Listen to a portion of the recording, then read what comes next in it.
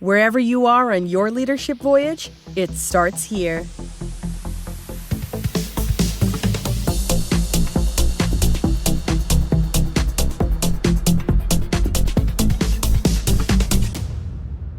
Hey everybody, I've got a really great episode for you today. I cannot wait for you to hear it. So I'm going to probably go through the beginning parts a little quicker than normal. The show is Leadership Voyage, the podcast dedicated to your pursuit of becoming a great leader. I'm very happy to have you. My name is Jason Wick, your host. If you want to reach out to me, I'd love to hear from you. The email is startyourvoyage@gmail.com. Please, don't be shy. Drop me an email and let me know what you think of the show. What do you like? What do you dislike? What do you wish you had?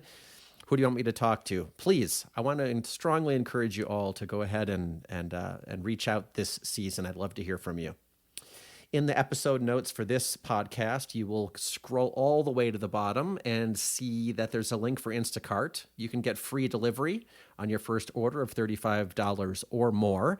There's very little to lose in that. Groceries delivered right to your doorstep, handpicked by a shopper. I myself am a customer, have used Instacart many times. So give it a try. If you do, you'll show them that Leadership Voyage sent you, and it's one way that you can support this program. So anyway, my conversation is with Robert Hargrove today, and Robert is the founder and CEO of Masterful Coaching, but he's also the co-director of the Harvard Leadership Research Project. And honestly, he's just one of the most interesting people I've spoken to. He's entertaining. He veers on and off course a little bit, but it's a wonderful conversation. You're going to get a lot out of this discussion. We talk a lot about just kind of leadership in general. What does a good leader look like? And I love this because a lot of the topics on this show are specific, but this one's just a little more philosophical, and we dig into great leaders in history from Robert's perspective, and it's just a really great conversation. Robert Hargrove, next on Leadership Voyage.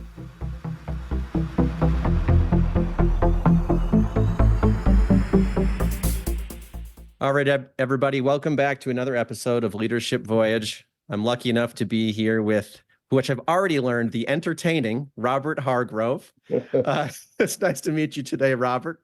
Nice to meet you as well. Very warm personality. Appreciate that. Thank you. I say that the face never lies. So you can tell a lot about who people are by their face and by what they say. There was a famous American writer, Ralph Waldo Emerson. You probably heard about him. He said, everything you say reveals you. So whatever you say is revealing a lot about your vision, your values, your personal and cultural history. So I'm ready to go. That's good. I know we're going to have fun. I already feel it. And that's a pretty interesting comment from Emerson. Have you had an anonymous experience we would share about somebody recently where you learned something about their face and it didn't go well? No, but I did have an interesting experience in the grocery store yesterday. Okay, tell us. Well, there was a woman standing right in front of me at the Market Basket grocery store, a very famous grocery store in the Boston area, and she was in the 12-item checkout line, and she was looking at me and smiling, and she had a very guilty expression on her face, and but she had a nice face, kind of like you, warm and smiling, and I said, "What do you feel so guilty about?" And she said, well, as you know, I have more than 12 items. You know, there are certain people that would feel guilty about having more than 12 items. I would probably just try to sneak it in. I said, oh, okay, that's all right. You don't need to feel guilty about that with me. That's funny. And she said, well, I do. I said, well, I want you to know something. You have some really great qualities. She said, I do? You made my day. And then we stood there another 15, 30 seconds. She said, well, what are my great qualities? And as I was telling you in preparing for the podcast, I've spent a career studying people's faces, whether it's on the London tube, the New York subway, the airport, restaurants, golf courses. And so I said, okay, number one, you've got good character. I said, number two, you've got good humor. Number three, you're pretty smart. And two, you haven't lost, four, you haven't lost your humility. And on top of that, you're a good worker and someone that would be not a prisoner of pettiness. I said. She said, "Wow, you really made my day." Actually, she said I made her day just when I said she had good qualities. But I think probably if you went and studied that, well, if you went and met that woman and went out to dinner with her or got to know her, probably most of the things I observed would be true. It doesn't always apply, but Yeah. in many cases. I think it's really admirable and something that we could model, though, the way that you were just so direct with someone in a positive way, and we can help someone else kind of realize something positive about themselves in the example that you just shared. I don't know that a lot of us take the time to do that with a stranger. I think that's really cool. So thanks for I sharing think that. that your podcast is about leadership. And I think what real leadership really comes down to at the end of the day, and this is not to sound sentimental, is love. Mhm. A leader has to care about people. They have to empathize with people. It has to be in your blood, the same with a coach, to want to help people. And you're making me think of a great quotation from Mother Teresa. She was walking through a neighborhood in India, and someone asked her why she was there. She said, "I'm here because people are starving." And she said, "What are they starving for?" "They're starved for love." So when I was with that woman yesterday, that's what I did. Wherever I go, I'm much more authentic, I think, when I'm out in the world, in the supermarket line or the Home Depot or an airport, than I am pontificating on internet, LinkedIn, or social media posts. I can be myself. That's fair. I love people. I love people, and I kind of look at it like a lot of times when I don't have to say something, I notice something about someone, and if I don't, it's not even appropriate for me to say something, but I say something because I know what I have to say to that person in this situation like this one could make a difference in that person's life. So while it may seem inappropriate or a little bit unusual or weird, I say it anyway. My son goes like this to me or gives me a He's kick. like, cut it out, Dad. Yeah, he's always doing that. I'm always getting a kick. Right. I So, love it, though. The leadership is love side of things, and it does resonate with me. And love is something that we basically have in almost unlimited supply, if you want to think of it that way, right? It's a choice to show how we want to express that. So I like it. if all great leaders were, if they may not all been giving people a hug and telling them how much they love them, but they radiate empathy, and empathy leads to a sense of responsibility for other people and doing something to help. Yeah. Well, I love the opening we're having, although I will want to go back real quick because people don't even know who you are yet, Robert. Robert is the founder and CEO of Masterful Coaching, and we'll get into a little bit of that, but also the co-director of the Harvard Leadership Research Project for the last, what's it been, like 100 or 200 years now that you've been the co-leader of the Harvard Research Project? I use that. Yeah, people are impressed with that, but I have been in that role for quite a long time, the founder of the Harvard Leadership Project, and the author of Masterful Coaching and founder of a company called Masterful Coaching. I've had quite a long and storied career. A lot of people tell me when I do these podcasts, I think it's because they think I look old. They say, you've been around for a while. I said, what the hell does he mean by that? You've been around. So I've had so much experience. When I started out my career, I was trying to pretend that I had more experience than I had. Now I'm trying to pretend that I have less experience. Less experience.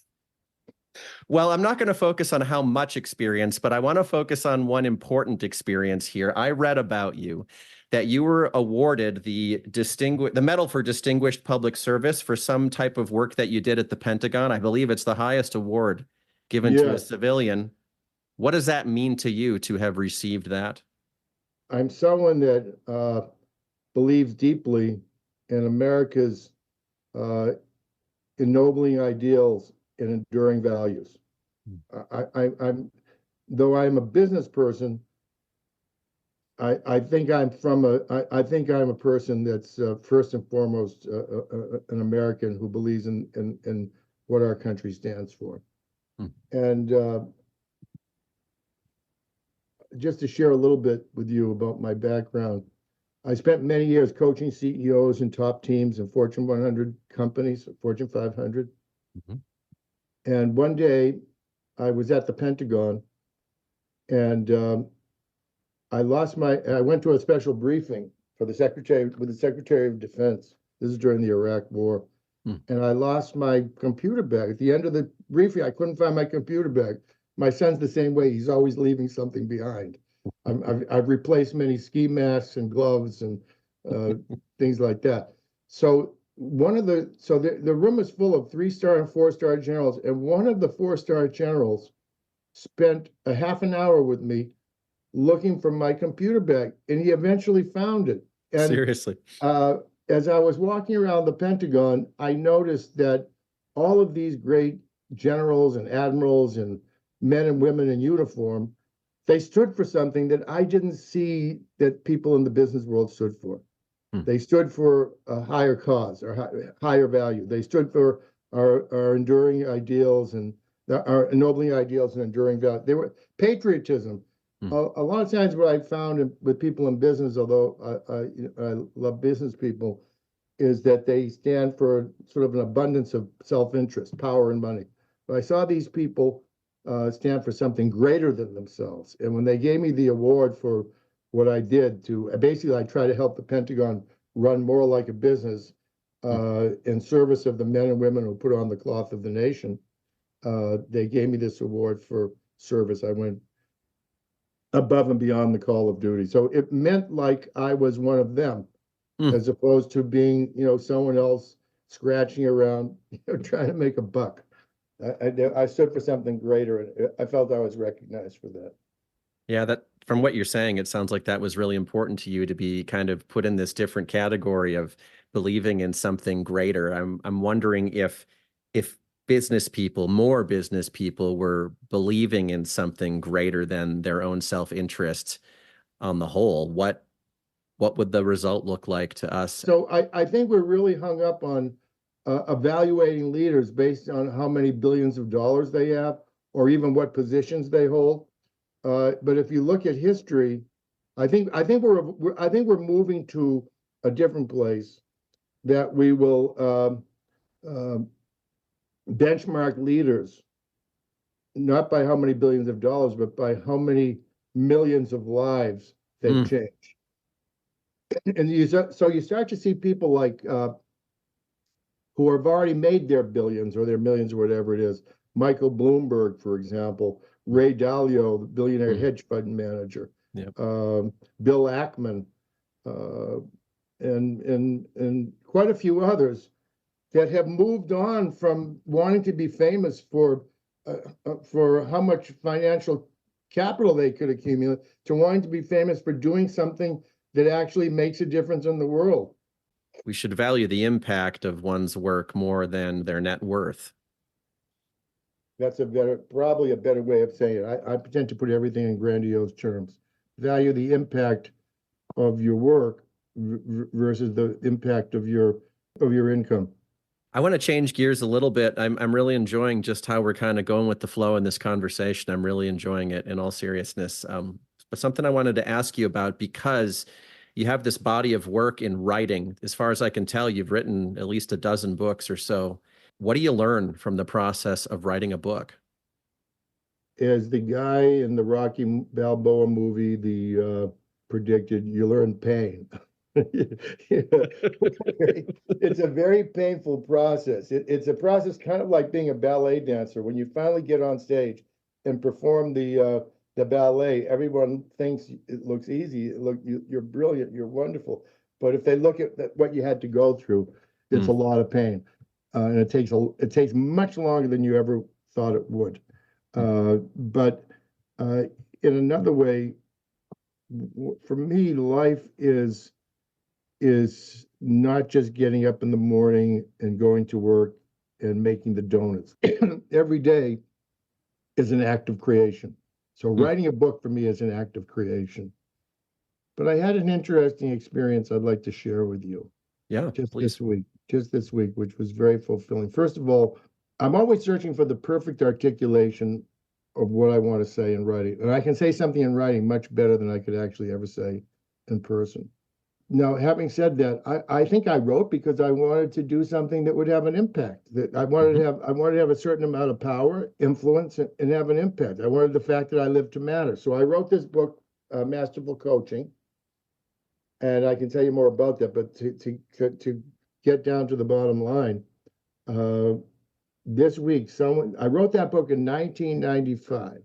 This week, I got a LinkedIn message from someone who read my book and took a course on it at Royal Roads University on Masterful Coaching.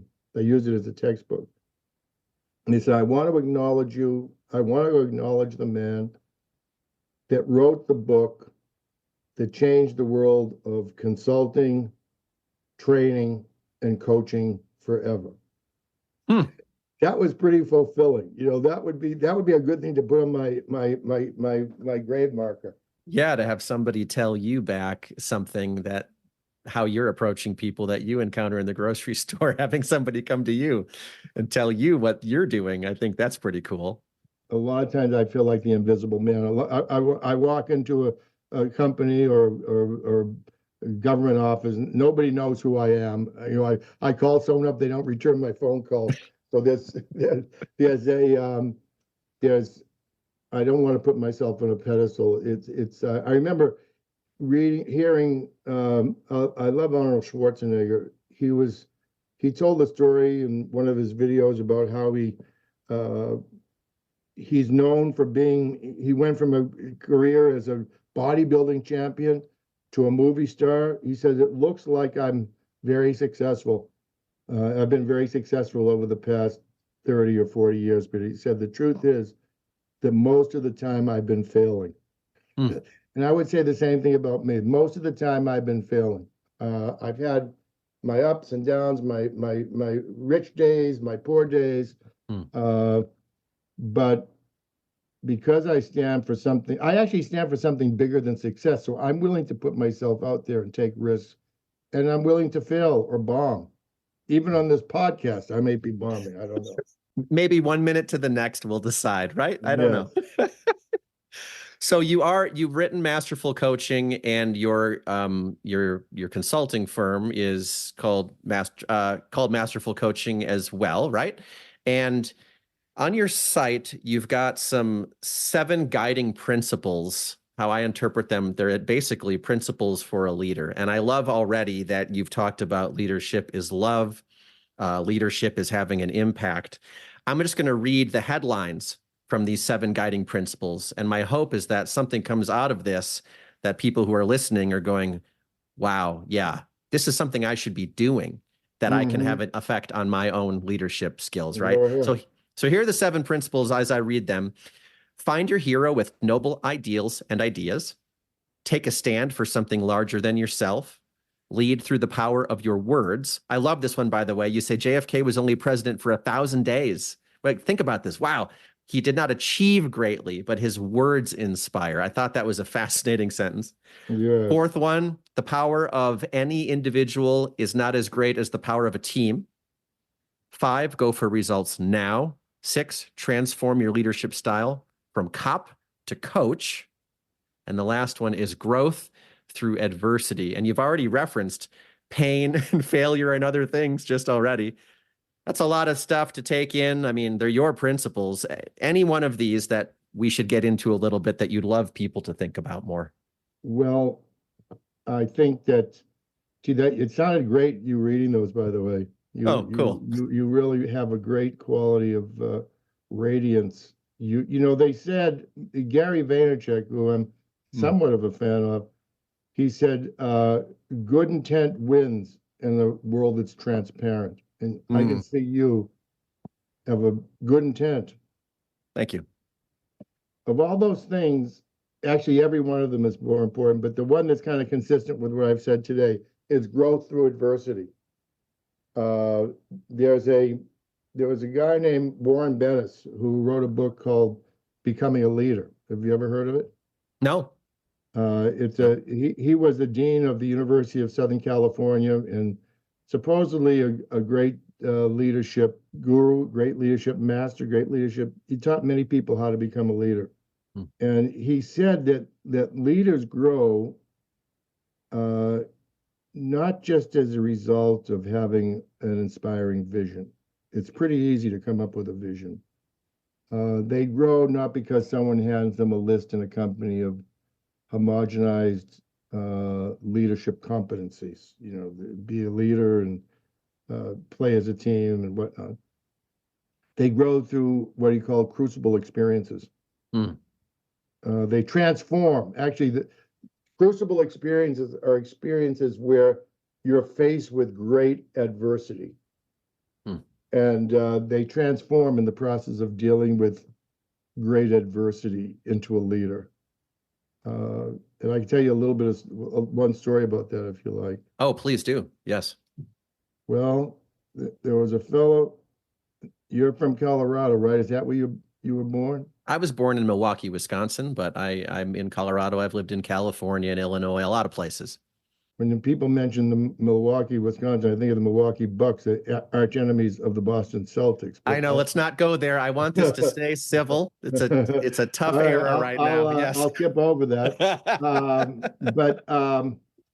So I'll tell you this story about Harry Truman.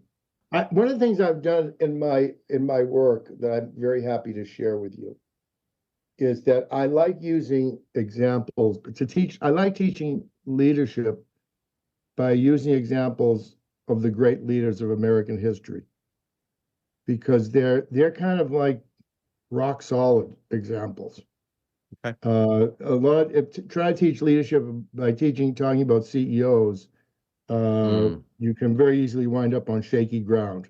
Jack Welch was known as the CEO of the century, and before he died, his reputation was destroyed for one reason or another.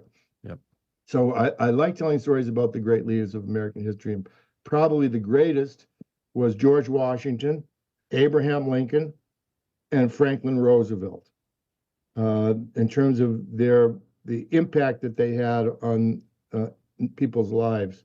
But an interesting story comes from about growth through adversity comes from Harry Truman. When Harry Truman was a boy, he wore very thick spectacles. They looked like Coke bottles, the old-fashioned Coke bottles. Most people don't know what a Coke bottle looks like today. And he wasn't athletic. He spent all day in the library. He said he read every book in the Missouri, what is the town? Independence, Missouri Library. And he loved history. But anyway, they shipped him overseas in World War I.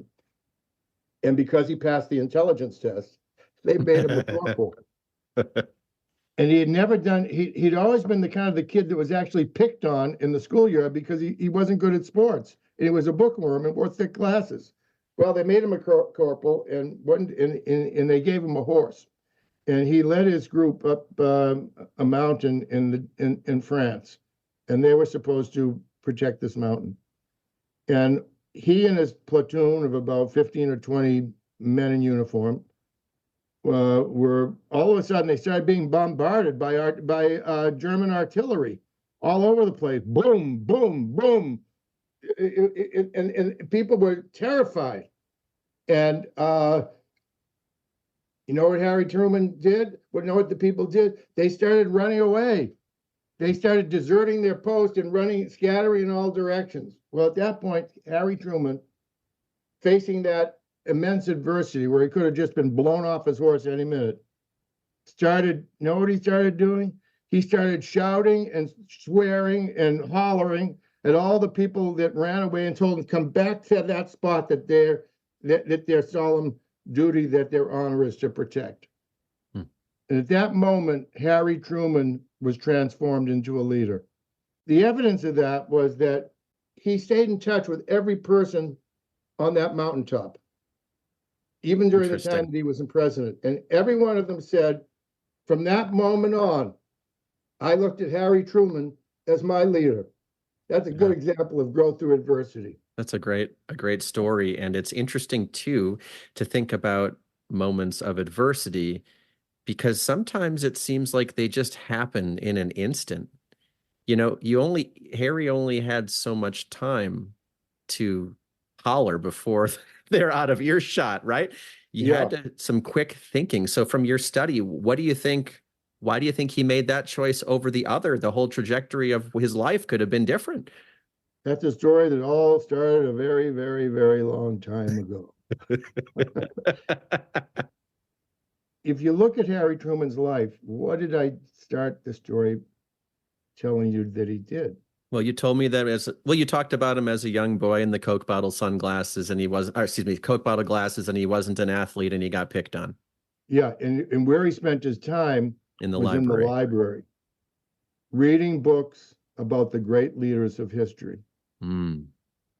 And one of his favorite sayings was, "Character is destiny." I believe, I don't really know. I would like to tell a story, and I even be willing to lie about it to say that, he remembered that page 52 of the book of Lyndon Johnson would tell stories, and his biographers found out that he completely made them up, but he used them to make a point. So yeah, I believe that he studied all these great leaders of history, and he also studied military battles. And when you're in that type of situation, that's probably character is destiny. That's one of the great, that came from Heraclitus, a Greek historian.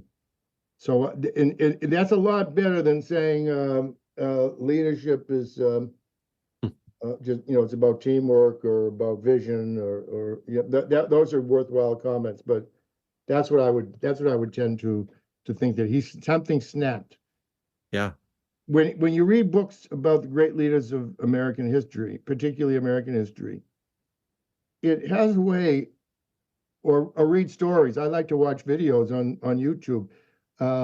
It has a way of altering your DNA, your leadership DNA code.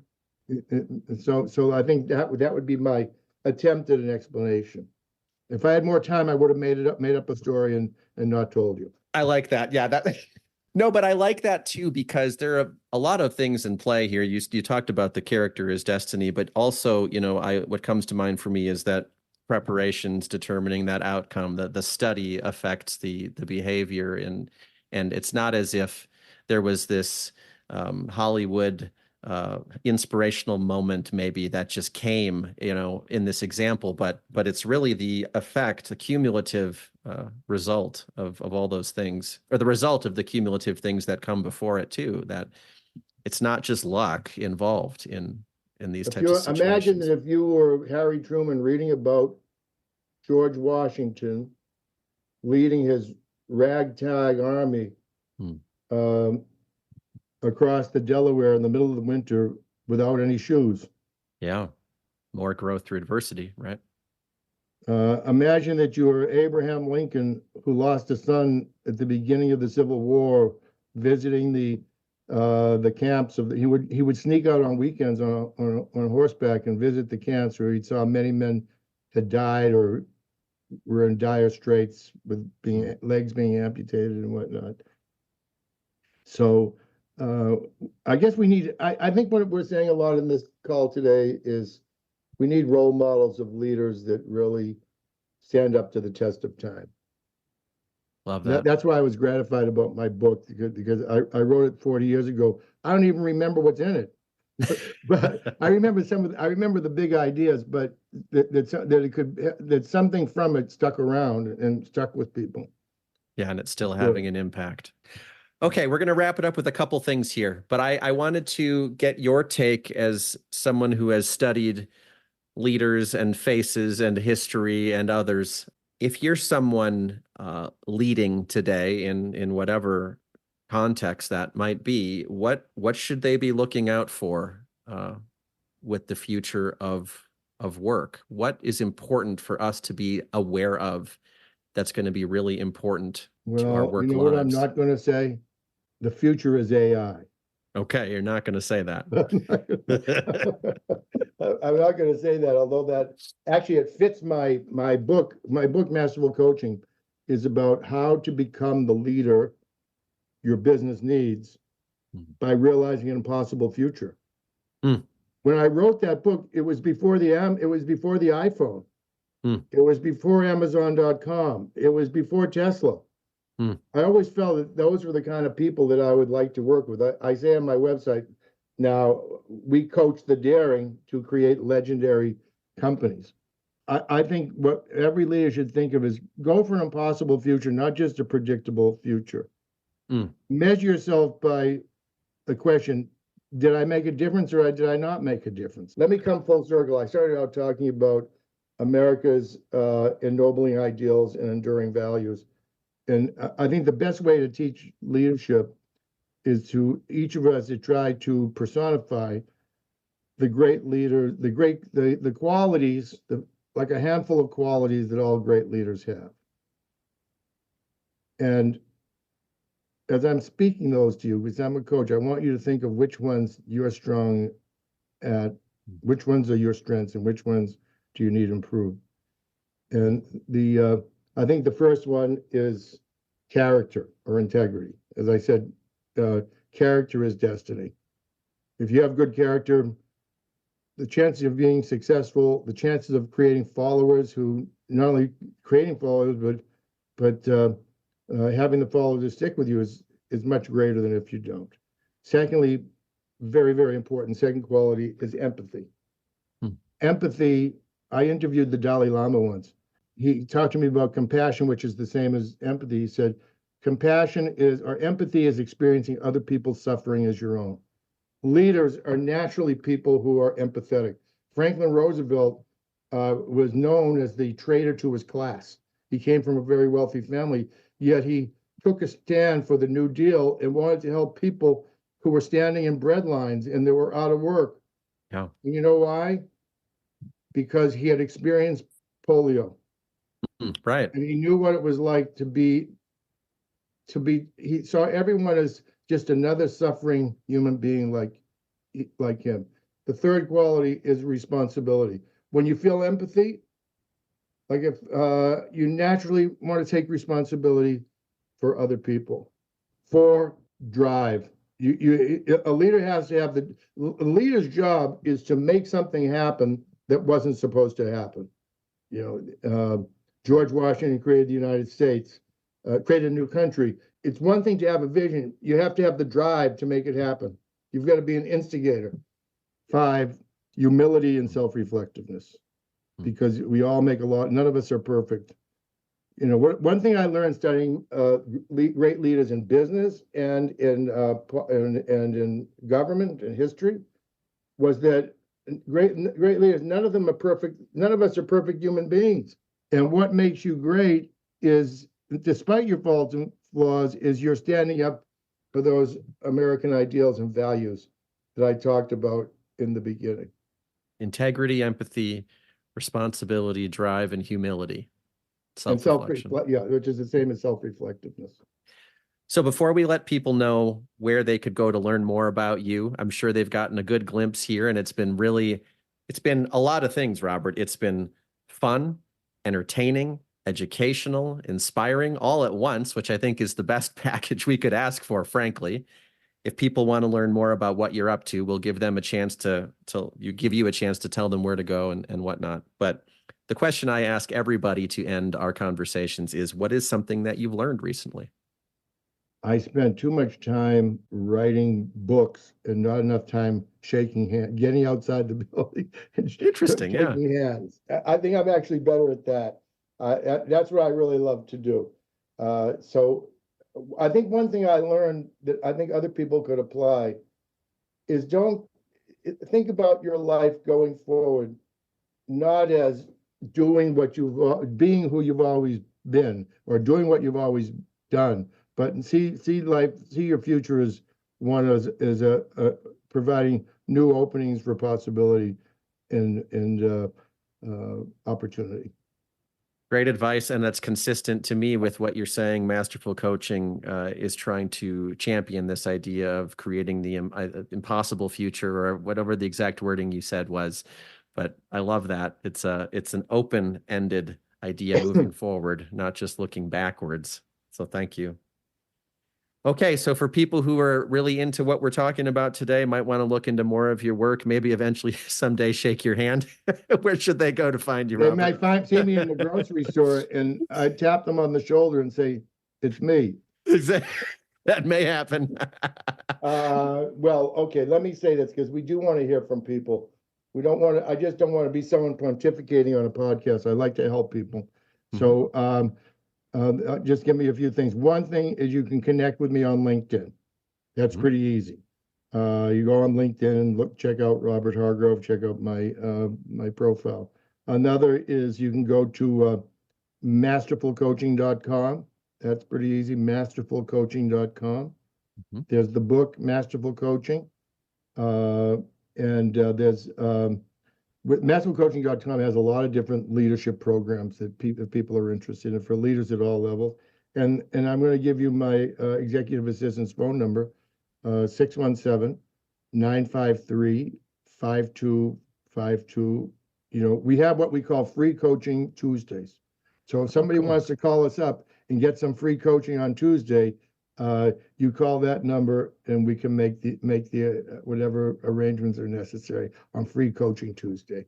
That's great. 617-953-5252.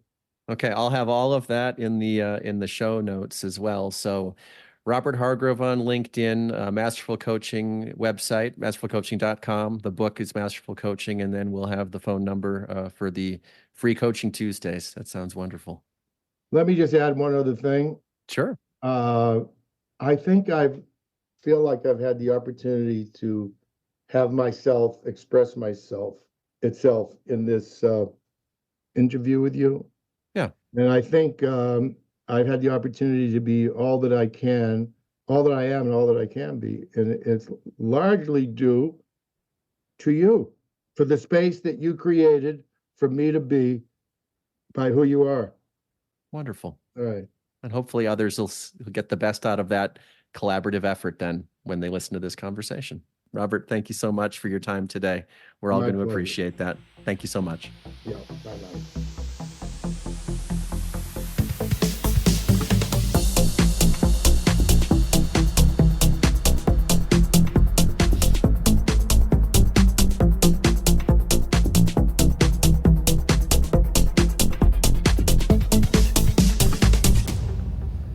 Loved that conversation. I just haven't had one like that in a long time. For those of you who've been listening to the show, in season 2, I spoke with Don Schmenka, who wrote a book with using AI, and that was just so entertaining and interesting, and I just kind of enjoyed going with the flow. And I hope that you felt that the same way that I enjoyed living it in the moment.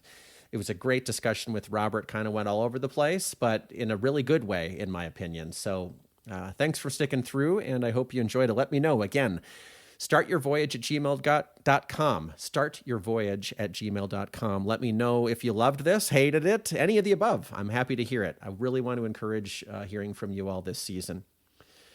Super quick reminder, Instacart. Go to the show notes in this episode, scroll to the bottom, click the link. Free delivery, $35 or more. You can show them that Leadership Voyage sent you and support the show. So here is your episode outline for today. My discussion with Robert Hargrove. He's obviously seen a lot, thought about a lot, and believes in a lot. Great conversation.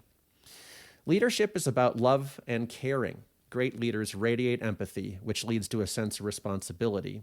Ennobling ideals and enduring values mean more than what many businesses stand for. We should benchmark leaders based on how many lives they've changed, not on the dollars they've made. Let's stand for something bigger than success. We need role models in leadership who stand the test of time. And a leader's job is to make something happen that wasn't supposed to happen. I love that. We talked a little bit about writing books, and he said that this was a painful process. It takes a lot longer than you'd ever think. But for him, life is about much more than making the donuts. Every day is an act of creation. It's something that can have an impact, is writing a book. He wrote the book Masterful Coaching in 1995, almost 30 years ago. And that's kind of crazy to think about how it still has an impact today. Some guiding principles for a leader are find your hero, take a stand for something greater than yourself, lead with the power of your words. The power of teams is greater than individuals. Go for results now. Coach rather than cop. I love that one. And find growth through adversity. When it came to growing through adversity, leaders grow through crucible experiences.